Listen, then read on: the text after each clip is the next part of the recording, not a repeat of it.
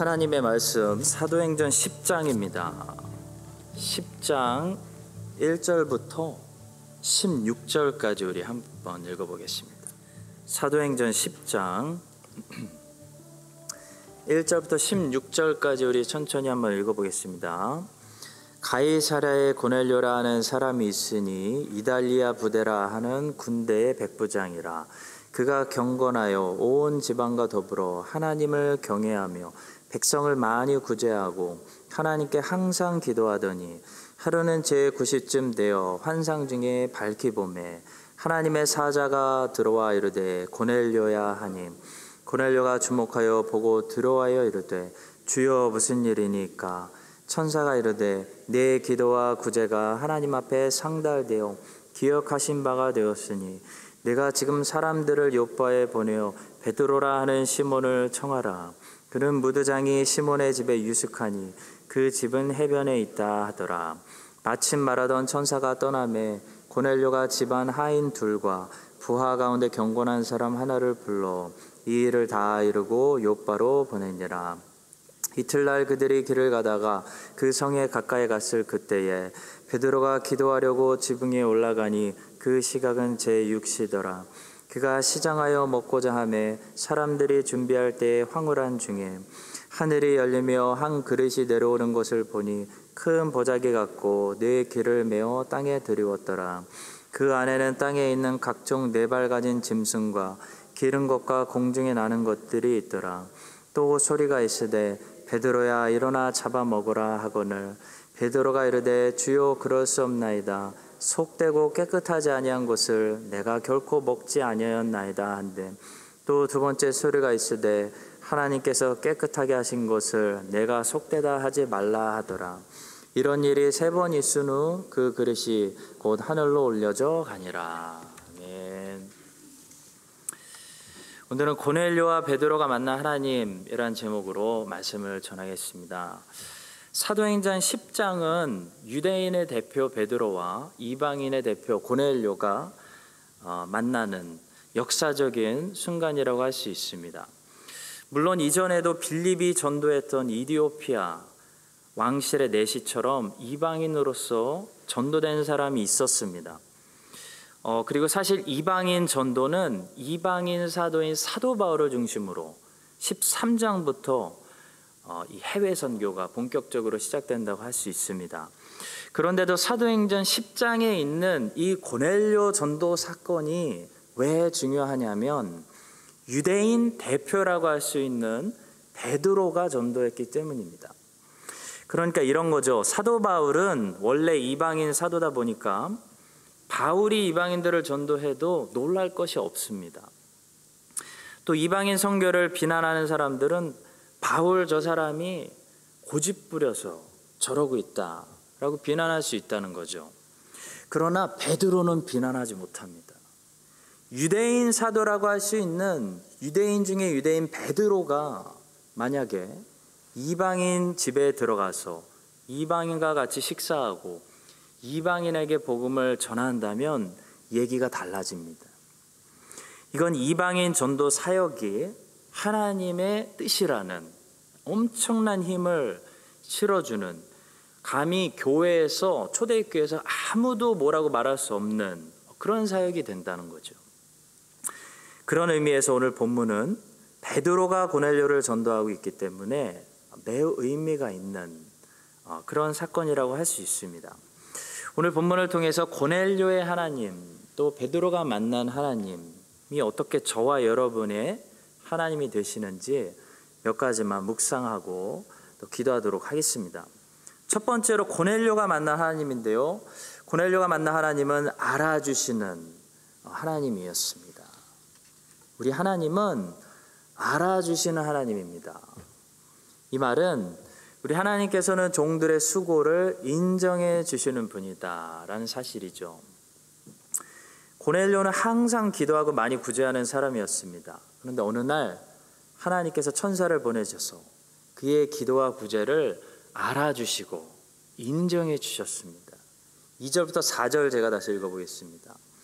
그가 경건하여 온 지방과 더불어 하나님을 경외하며 백성을 많이 구제하고 하나님께 항상 기도하더니 하루는 제90쯤 되어 환상 중에 밝히 보매 하나님의 사자가 들어와 이르되 고넬료야 하니 고넬료가 주목하여 보고 두려워 이르되 주여 무슨 일이니까?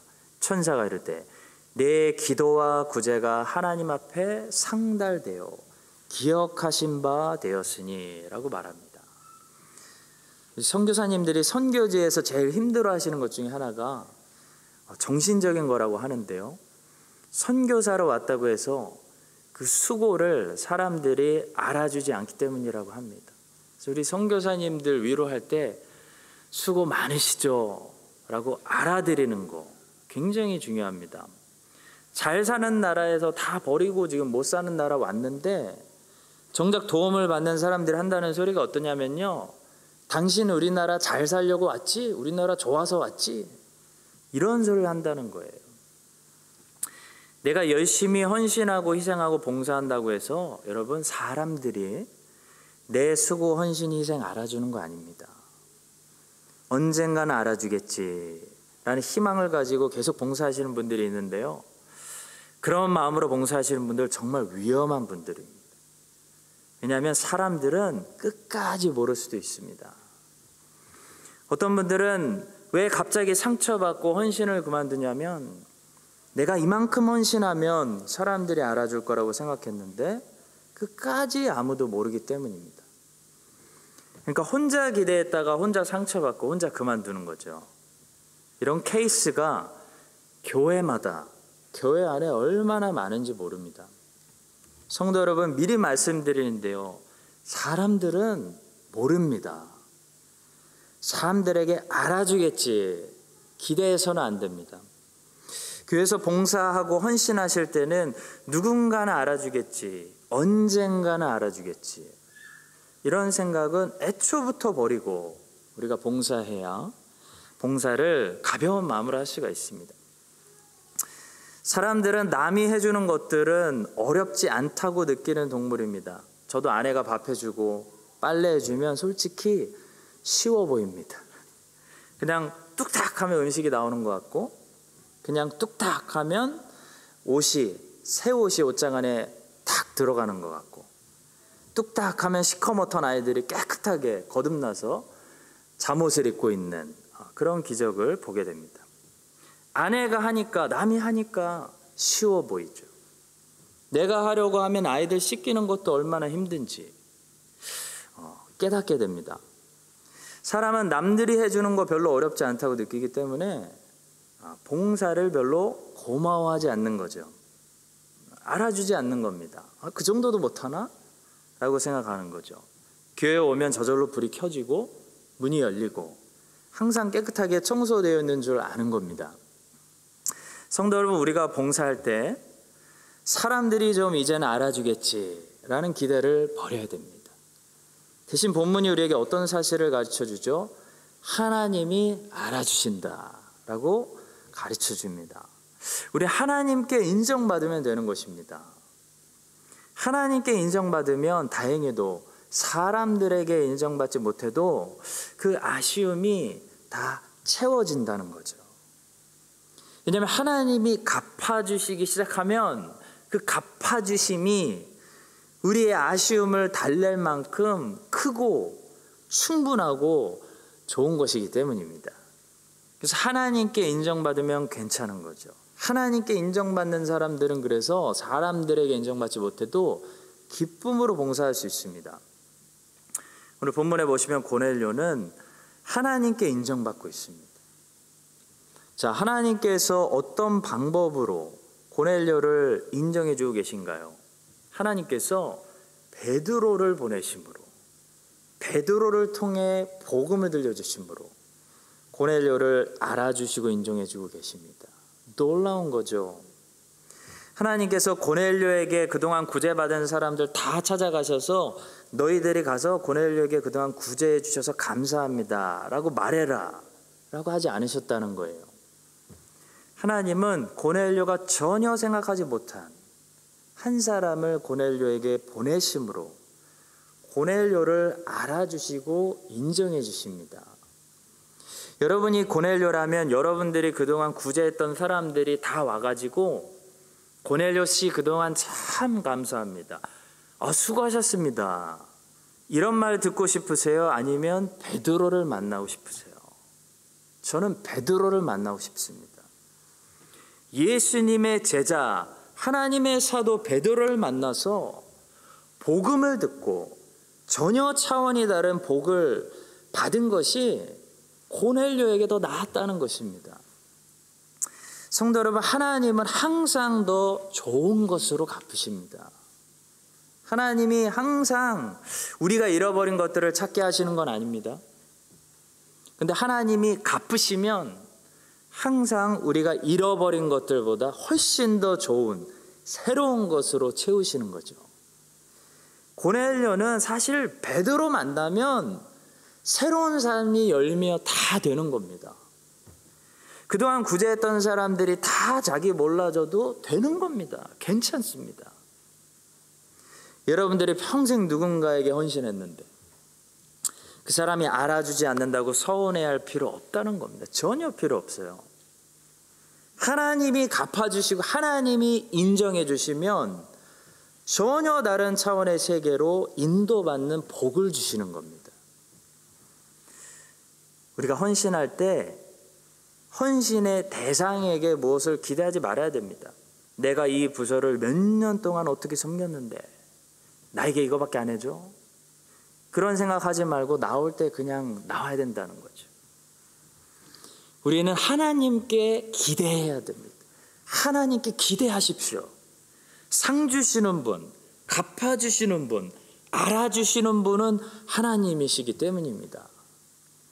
그리고 하나님께 받는 상이 더 좋은 상이기 때문에 아쉬울 거 하나도 없다는 믿음이 있어야 됩니다. 각자의 자리에서 봉사하시고 헌신하시는 분들, 사람들이 알아주지 않는다고 해서 실망하지 마시고 마음도 상하지 마시고 기대도 하지 마시고 십자가를 지고 헌신하십시오. 그래서 바른 헌신은 언제나 십자가를 등에 지고 하는 헌신입니다.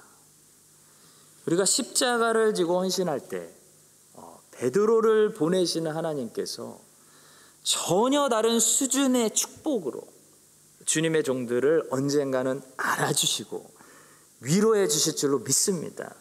그런 위로를 다 받으시기를 예수님의 이름으로 축복합니다. 두 번째로 베드로의 하나님을 통해서 우리는 속되고 속되지 않은 것의 기준은 우리가 아니라 하나님께 있다는 것을 배우게 됩니다. 우리는 우리의 경험과 지식을 절대화시키면 안 됩니다. 자, 우리의 경험과 지식이 나쁘다는 것이 아닙니다. 무조건 틀리다는 것도 아닙니다. 옳더라도 그것은 부족하고 충분하지 않기 때문에 절대화시키면 안 된다는 거죠. 다른 겁니다. 여러분과 제가 가지고 있는 지식은 배우는 지식입니다. 자라나는 지식입니다. 여러분과 저는 옳은 지식을 가지고 있을 수 있습니다. 그러나 그렇다고 해도 절대화시키지 말아야 된다는 거죠. 그것은 충분한 지식이 아니기 때문이라는 겁니다. 자, 본문의 베드로는 이미 훌륭한 사도였습니다. 그러나 완벽하지는 않습니다. 베드로는 훌륭하지만 예수님이 아닙니다. 그래서 베드로는 절대화되면 안 되는 것입니다. 온전히 예수님만 절대화될 수 있는 것입니다. 훌륭함을 완벽함으로 착각하면 안 되겠습니다. 베드로는 많이 알고 많이 배웠습니다. 그러나 더 배워야 되는 사람이었습니다. 주님은 오늘 본문에서도 베드로를 계속해서 가르치고 계십니다. 베드로는 본문에서 배우고 있습니다. 오직 하나님만이, 하나님의 말씀만이 처음부터 완전한 진리이기 때문에 하나님의 말씀만이 기준이 되어야 됩니다. 인간이 기준이 되면 안 됩니다. 내 생각이 기준이 되면 안 됩니다. 베드로 안에는 복음이 있었지만 아직도 그 복음이 유대주의, 민족주의, 또 자기의 생각과 많이 섞여 있었습니다. 유대인들은 당시 제3시, 6시, 9시 이렇게 기도하는 습관이 있었는데요. 베드로는 철저하게 그 시간에 맞춰서 기도하고 있었습니다. 베드로는 아마도 자기처럼 기도하는 거, 3시에 기도하고 6시에 기도하고 9시에 기도하는 것이 절대적으로 맞는 기도라고 믿고 있었을 것입니다. 그러나 주님은 뭐라고 말씀하셨죠? 쉬지 말고 기도하라, 깨어있으라 라고 말씀하셨지, 제3시, 제6시, 제9시에 기도하라 라고 말씀하신 적은 없습니다. 주님은 언제나 본질에 대해서 말씀하셨지, 본질을 실행하는 형식과 방법에 대해서는 문을 많이 열어두셨다는 거죠. 미국의 독립선언서를 쓴 미국의 대통령 토마스 제퍼슨은 이렇게 말했습니다. 예수님은 방법의 문제에 있어서는 늘 물결을 타셨지만 본질 문제에 있어서는 바위처럼 흔들림이 없으셨다. 예수님은 홀로 있어야 할 때 홀로 계셨고 함께 있어야 할 때 함께 계셨습니다. 예수님은 늘 홀로 있기를 좋아하시는 분이시면서 동시에 늘 사람들과 함께 있기를 좋아하시는 분이셨습니다. 이것은 모순이 아니라 균형을 말합니다. 홀로 있어야 합니다 라는 것을 우리가 절대화시키면 그때부터 우리는 수도사가 됩니다. 반대로 사람들과 예수님처럼 늘 함께 있어야 됩니다 라는 것을 우리가 절대화시키면 그때부터 우리는 세속주의에 빠질 확률이 큽니다. 주님은 하나님을 사랑해야 된다, 이웃들을 내 자신과 같이 사랑해야 된다라는 본질적인 것을 말씀하셨지, 꼭 아침에는 홀로 있는 시간을 가져야 된다, 꼭 식사할 때 낮에는 사람들과 어울려야 된다라는 것을 가르친 것이 아니라는 거죠. 무엇을 우리가 절대화시키면 안 된다는 것입니다. 근데 우리는 어떻게 하기를 좋아하죠? 홀로 있는 시간을 절대화시키고 함께 있는 시간을 절대화시켜서 주님의 가르침을 오해하고 왜곡시킬 때가 많다는 겁니다. 베드로는 크리스찬이 된 후에도 여전히 유대인, 민족의 옷을 벗어버리지 못하고 그때까지 이방인들을 멀리하고 있었습니다.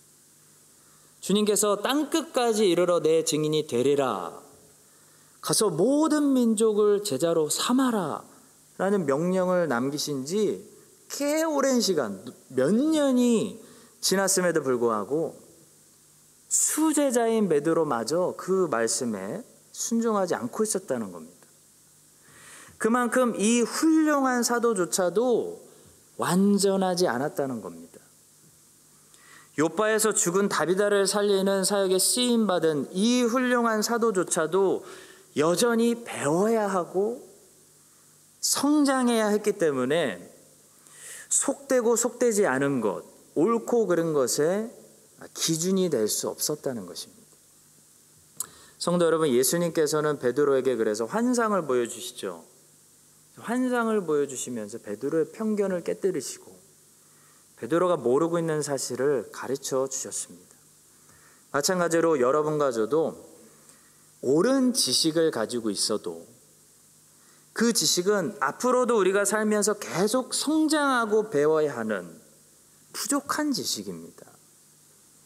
여러분과 제가 아주 훌륭한 체험과 바른 경험을 가지고 있다고 하더라도 그 경험은 계속 성장해야 하는 경험이지 절대화시키면 안 된다는 것입니다.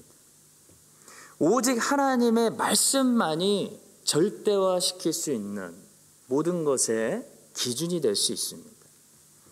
어쩌면 우리는 이런지도 모르겠어요.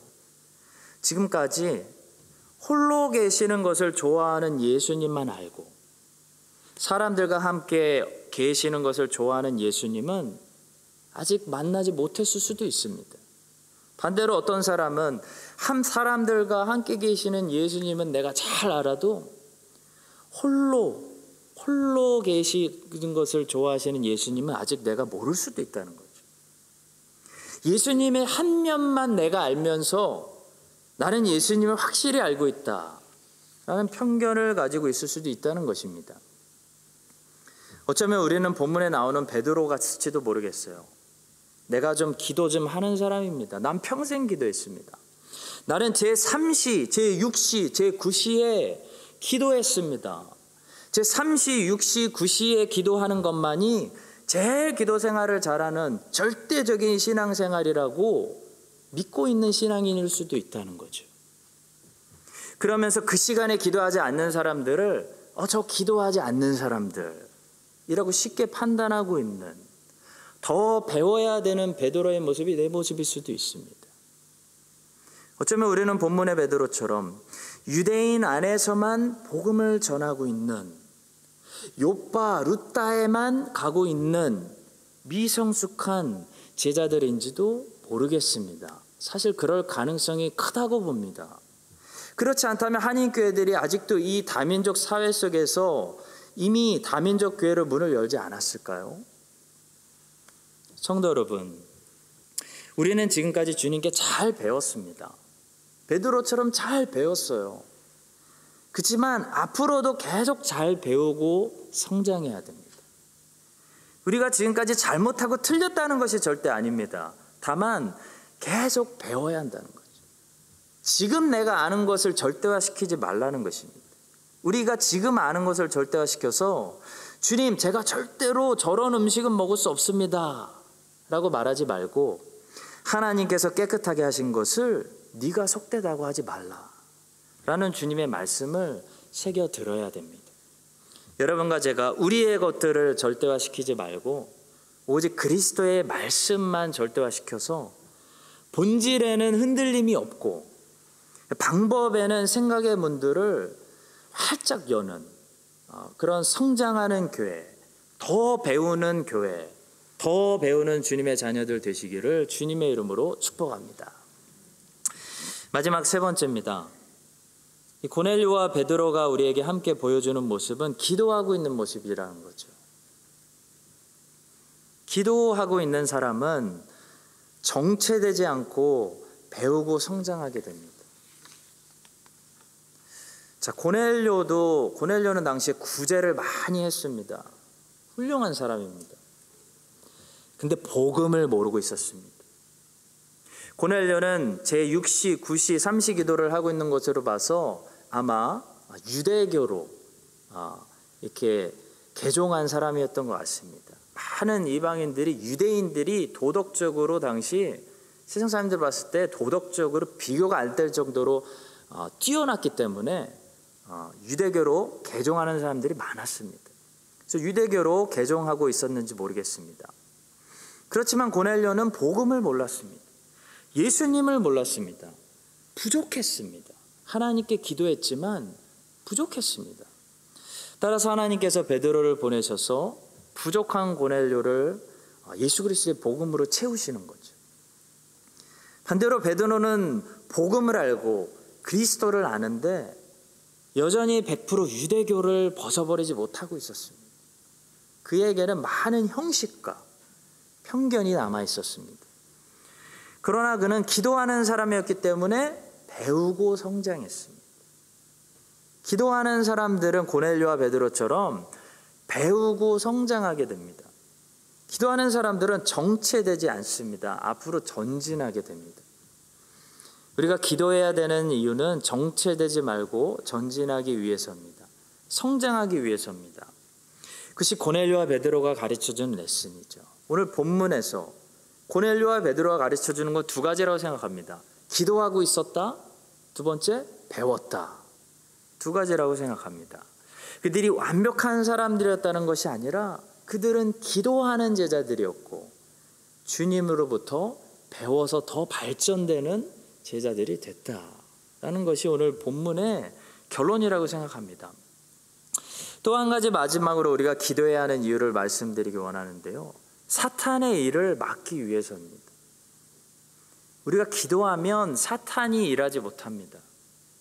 그런데 우리가 기도를 멈추면 사탄이 일하기 시작합니다. 예수님께서 말씀하신 비유 중에 놀라운 비유가 있습니다. 저는 이 말씀 묵상하다가 이 부분을 읽고 이 구절이 눈에 확 들어왔습니다. 마태복음 13장 25절입니다. 사람들이 잘 때에 그 원수가 와서 곡식 가운데 가라지를 덧뿌리고 갔더니, 다시 읽어보겠습니다. 사람들이 잘 때에 그 원수가 와서 곡식 가운데 가라지를 덧뿌리고 갔더니. 여기서 곡식은 하나님의 자녀들을 말하고요, 가라지는 사탄의 자녀들을 말하죠. 우리 주님께서는 추수 때까지의 곡식과 가라지를 그냥 함께 놔두라고 말씀하셨습니다. 그렇기 때문에 가라지가 많을수록 하나님의 자녀들은 죽지는 않지만 괴로움을 당하는 거죠. 시험을 많이 당하는 겁니다. 함께 공존하기 때문이죠. 그런데 이 사탄이 가라지를 곡식 가운데 덧뿌리는 마귀의 역사를 언제 한다고 제가 말씀하고 있죠? 사람들이 잘 때 마귀가 역사한다고 말씀하고 있습니다. 교회가 잔다는 것은 뭘까요? 영적으로 기도하지 않는다는 것을 말하는 것입니다. 주님은 기도하라 라는 말씀과 깨어 있어라 라는 말씀을 늘 함께 하셨습니다. 기도가 멈추면 교회는 영적으로 수면 상태에 들어가죠. 교회가 졸고 있으면 그때부터 사탄 마귀가 역사하기 시작하는 것입니다. 물론 마귀의 시험들이 있어도 하나님의 자녀들은 죽지는 않습니다. 모든 것이 협력하여 선을 이룰 것입니다. 그러나 마귀의 역사가 많은 것은 기도하지 않기 때문이라는 거죠. 기도하지 않기 때문에 마귀의 역사가 많은 것입니다. 마귀는 우리가 조는 시간에, 잠자는 시간에, 기도하지 않는 시간에만 역사하는 것입니다. 교회가 늘 기도하고 깨어있고, 성도들이 늘 기도하고 골방에 들어가고, 교회가 기도회를 하고, 부서마다 모이면 기도하고 기도회하고 하면 마귀가 그만큼 역사하지 못하는 것입니다. 사랑하는 성도 여러분, 고넬료와 베드로는 항상 기도하는 사람이었다는 이 사실을 오늘 본문을 통해 배우게 됩니다. 제일 중요한 사실이죠. 고넬료와 베드로는 항상 기도하는 사람이었습니다. 기도는 신앙생활의 기본입니다. 거듭난 성도가 기도하지 못한다는 것은 농구 선수가 드리블을 하지 못한다는 것과 같습니다. 피겨 선수가 스케이트를 잘 못하고 자꾸 넘어지면 멋진 점프를 할 수 없는 것처럼, 성도가 신앙생활의 기본인 기도도 못하면, 교회가 기도도 못하면 아무 멋진 일도, 놀라운 사역들을 할 수 없는 것입니다. 프로 선수일수록 기본이 튼튼합니다. 프로일수록 늘 기본 연습을 많이 합니다. 신앙도 마찬가지입니다. 기도를 많이 하는 사람이 큰 일에 쓰임 받습니다. 기도를 많이 하는 교회가 큰 일에 쓰임 받는 것입니다. 베드로와 고넬료는 기도하고 있었습니다.